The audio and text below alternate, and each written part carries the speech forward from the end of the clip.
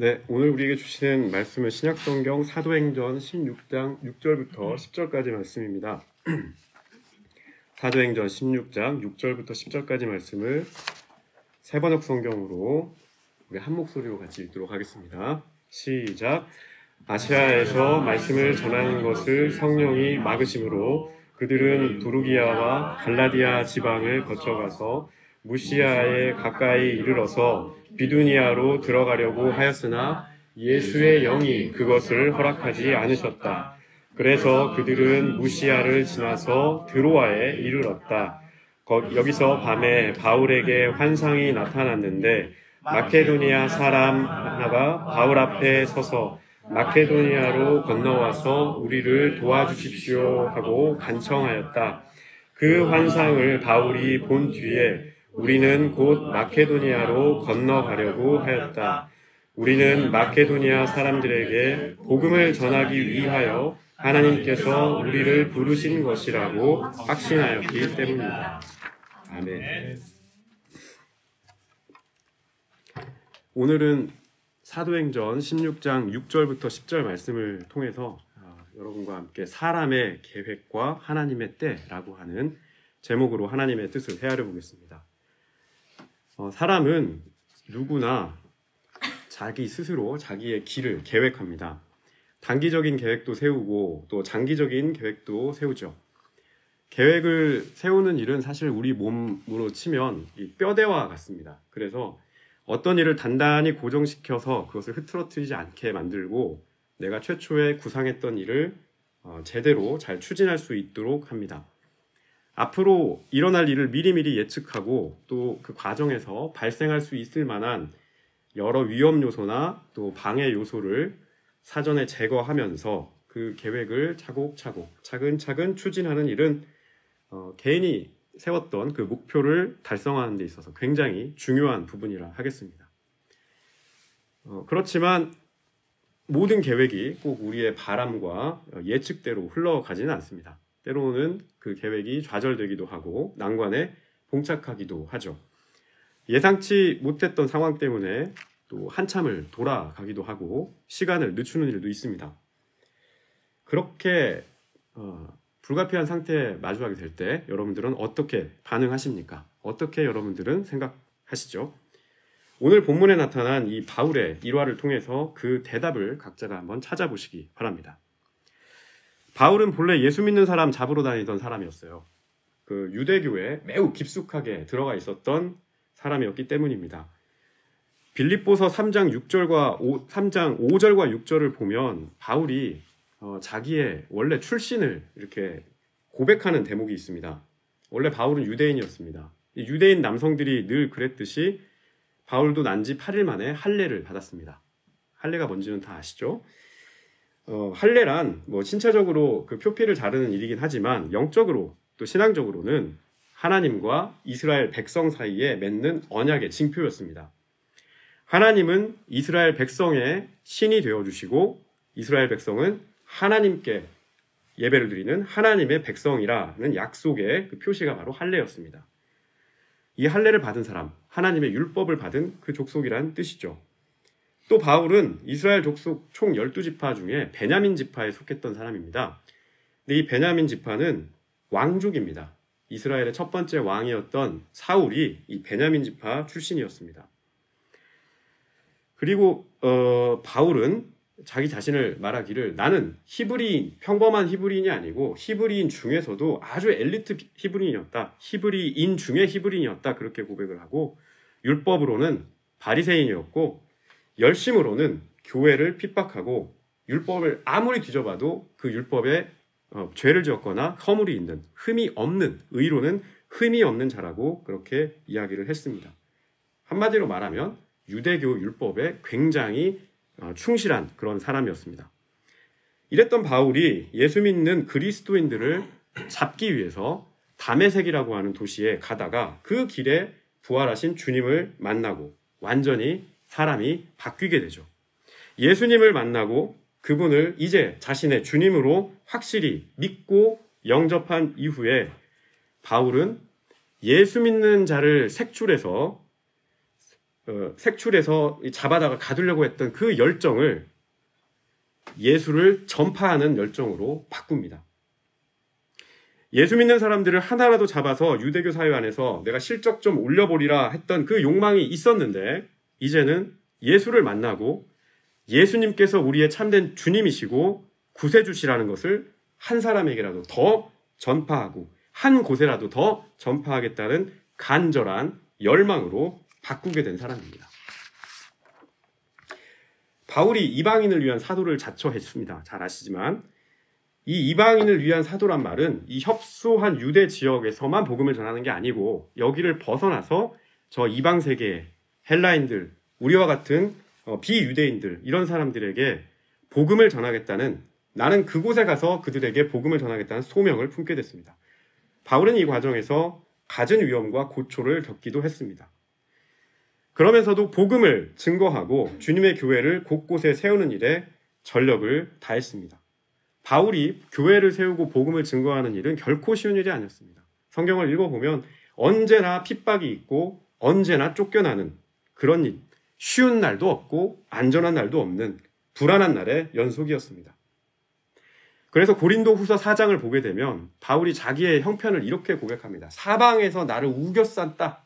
사방에서 나를 우겼었다. 이 말 원래 무슨 뜻이냐면 포도주를 만들거나 포도즙을 만들 때 그 즙 틀에 포도를 넣고 즙을 짜지 않습니까? 이 즙을 짜는 것처럼 내 사방이 온통 나를 쥐어짜는 것처럼 나를 둘러싸고 있다. 그런 뜻입니다. 자신의 사역을 방해하고 자신의 사역을 가로막는 이 상황을, 이 어려운 상황을 숱하게 맞이했다는 뜻입니다. 하지만 바울은 그럴 때마다 결코 낙심하지는 않았습니다. 어렵고 자신의 상황이 어렵고 힘이 들수록 나를 이곳에 있게 한 이 십자가에서 쏟으신 주님의 그 보혈로 위로를 얻었고 그리고 그 십자가로 끝나지 않고 부활하셔서 우리에게 빛으로 소망으로 오시는 그 예수님의 소망을 붙잡았기 때문입니다. 이 십자가와 부활, 이것을 우리 기독교 신앙의 본질로 만든 장본인이 바로 바울입니다. 예수님의 십자가와 부활이야말로 우리 그리스도인들이 믿고 의지해야 하고 따라야 할 복음의 본질이다, 복음의 씨앗이다라고 가르쳤던 사람이 바로 바울입니다. 우리의 모든 죄와 허물을 달게 지고 십자가를 지신 예수님의 대속적인 죽음과 그 죽음을 뚫고 부활하셔서 우리에게 결국에는 최후의 승리의 기쁨을 안겨주시는 이 사건을 흔들림 없이 믿을 때 우리는 비로소 구원을 얻습니다. 이 확신을 가지고 믿음을 가지고 오늘을 살아가라 그렇게 복음을 가르쳤던 사람이 바로 바울입니다. 바울이 선교의 그 방향을 잡는 곳마다 그리고 복음을 전파하는 그 터전마다 바로 이러한 마음을 바탕에 깔고서 예수가 곧 너희들의 주님이시다. 십자가에 달리시고 부활하신 이 예수가 너희의 구세주시다. 그분을 믿고 바라볼 때, 그분의 십자가 아래 거할 때, 그분의 부활하심에 동참할 때 우리는 죄로부터 해방되고 참된 구원의 길을 걷게 되고 마음에 진정한 평안을 누리게 될 것이다 라고 선포했습니다. 사도 바울은 참으로 복음 전파에 열심히 있는 일꾼이었고 복음을 향해 자신의 모든 것을 내던질 수 있는 그런 사람이었습니다. 사실 바울은 복음을 이렇게 전하기 위해 맨몸으로 막 부딪히고 그렇게 무식하게 가지 않았습니다. 바울은 굉장히 철저한 사람이었고 또 계획적인 사람이었습니다. 복음을 전하기 전에 그 지역이 어떤 지역인지 사전에 미리 확인도 했고 사람들을 보내서 민심도 살폈고 여러 가지 계획을 그렇게 세웠던 그런 사람입니다. 그리고 그 계획이 있으면 이 계획을 잘 추진하기 위해서 어떤 방법이 가장 효율적이고 효과적인 방법인지를 또 계산할 줄 알았던 사람입니다. 그래서 바울이 이 전도하는 장면들을 보게 되면 주로 도시에 들어가서 복음을 전하는 걸 볼 수 있습니다.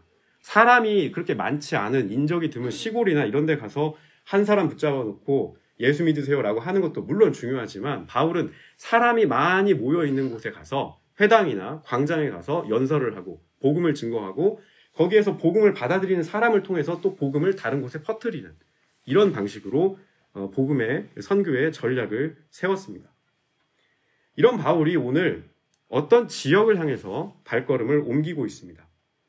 사도행전 16장 6절에 보면 성령께서 아시아에서 말씀을 전하지 못하게 하셔서 그렇게 나와 있는데 여기서 말하는 아시아는 우리 한국, 일본, 중국 여기 아시아가 아니고 옛날 소아시아 지역, 오늘날 터키 지역을 말합니다. 여기에서 말씀을 전하지 못하게 하셔서 바울이 다른 곳에서 복음을 전하겠다는 계획을 가지고 선교 여행을 떠나게 됩니다. 바울이 전도 장소로 정한 도시가 있었습니다. 비두니아였습니다. 이 도시는 당시에 굉장히 큰 도시였고 상업이 발달했던 도시였습니다.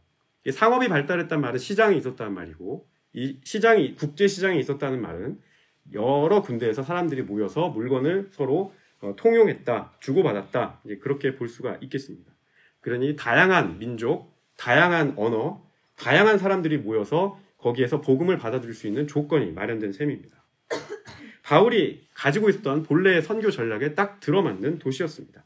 대도시니까 여기서 복음을 전파하면 여기 있는 사람들이 자기 나라로 다 돌아가서 또 복음을 퍼뜨리고 거기에서도 복음이 퍼지면 복음이 땅끝까지 퍼지면 내가 다시 오리라 라고 말씀하셨던 예수님 다시 오심이 더 빨라지는 거 아니냐? 바울은 그렇게 생각했던 겁니다.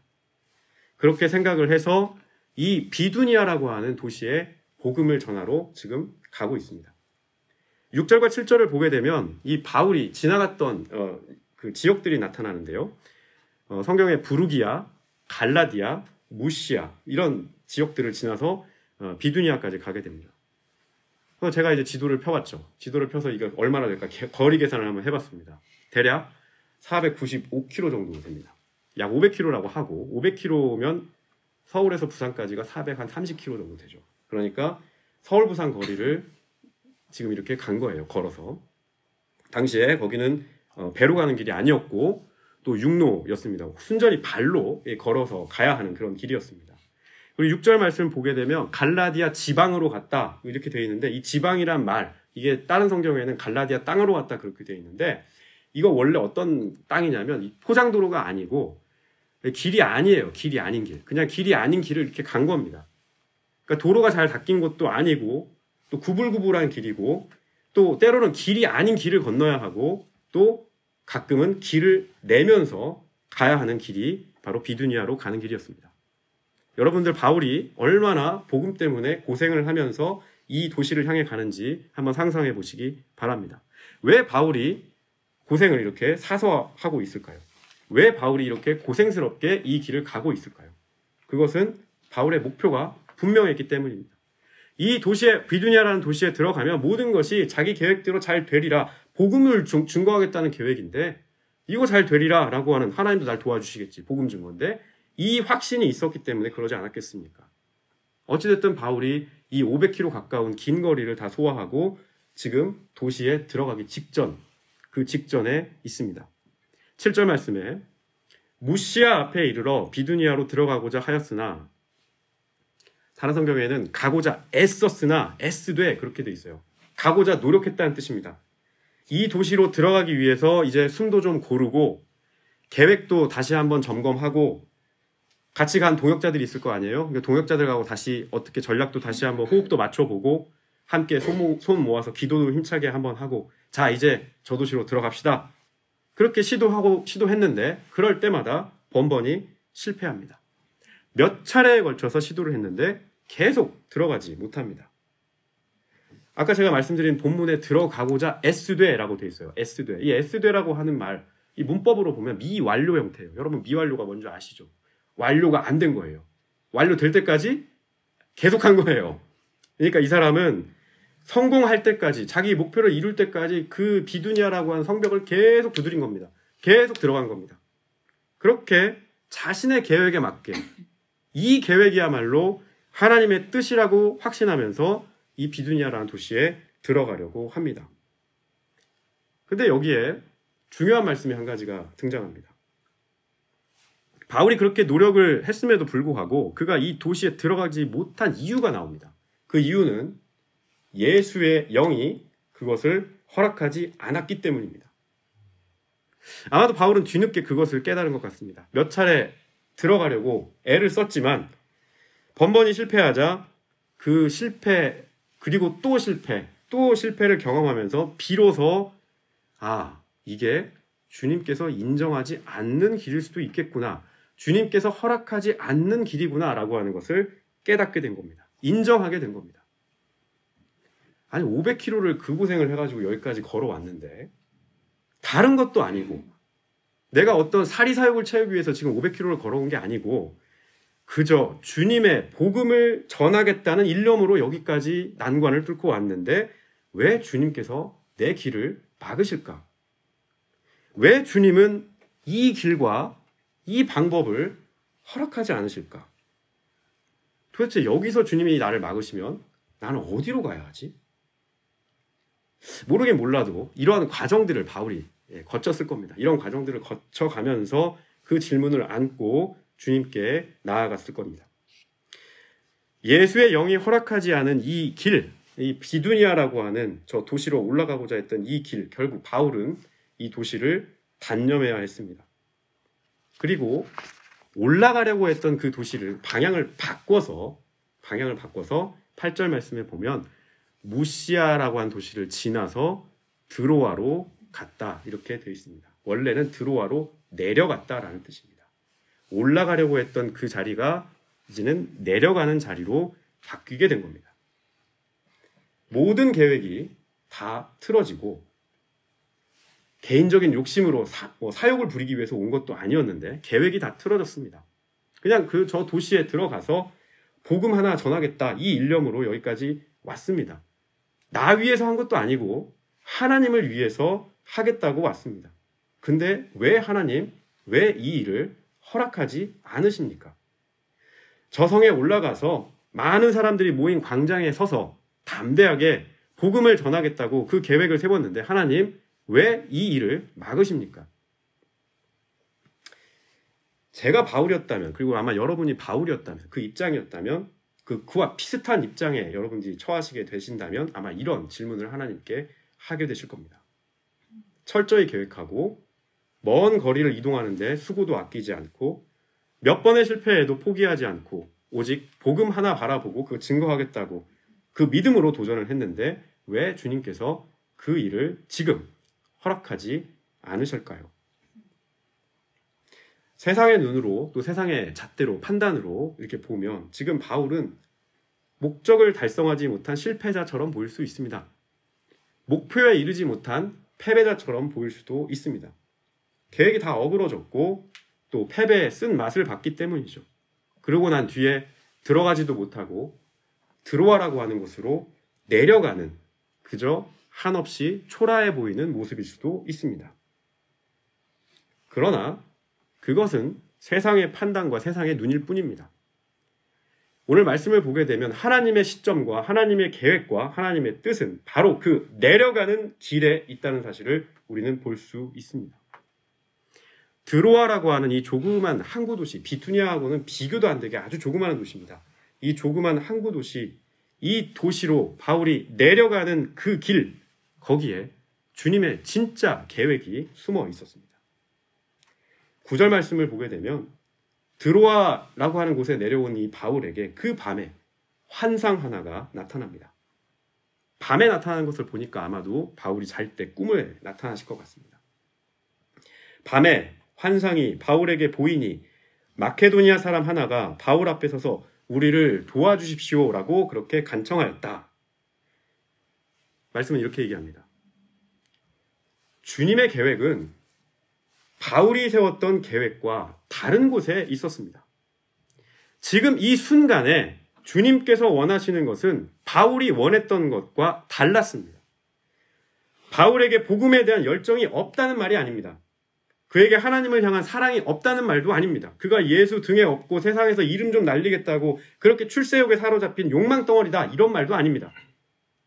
그저 복음을 조금 더 효과적으로 전파하기 위해서 조금 더 넓은 곳에서 많은 곳에서 사람들 좀 북적대는 곳에서 그렇게 하면 뭔가 좀 빨리 되겠지. 눈에 보이는 어떤 효과가 나타나겠지.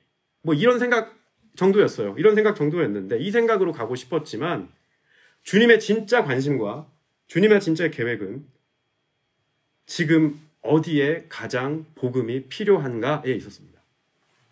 지금 어디에 복음의 이 기쁜 소식이 울려야 하는가? 지금 누가 가장 주님의 이름을 부르고 싶어 하는가? 지금 어느 공동체에 가장 생명의 말씀이 필요한가? 주님의 관심과 계획은 복음이 절박하고 절실했던 마케도니아 사람 하나를 향하고 있었다는 겁니다. 바울은 그 밤에 이 환상을 보고 그제서야 주님의 뜻이 여기 있었구나. 주님의 때가 바로 여기 있었구나. 주님의 계획이 거기에 있었구나를 정확하게 깨닫게 됐습니다. 그리고 주저없이 행동으로 옮겼습니다. 오늘 10절 말씀을 보게 되면 그 환상을 바울이 본 뒤에 우리는 곧 마케도니아로 건너가려고 하였다. 우리는 마케도니아 사람들에게 복음을 전하기 위하여 하나님께서 우리를 부르는 것이라고 확신하였기 때문이라고 말씀합니다. 주 안에서 사랑하는 우리 프라이브크 하나되는 교회 성도 여러분, 때로 하나님의 뜻과 사람의 뜻, 그리고 하나님의 때와 사람의 때, 하나님의 계획과 사람의 계획이 일치하지 않는 경우가 있습니다. 그럴 때 우리는 고민이 많이 깊어지죠.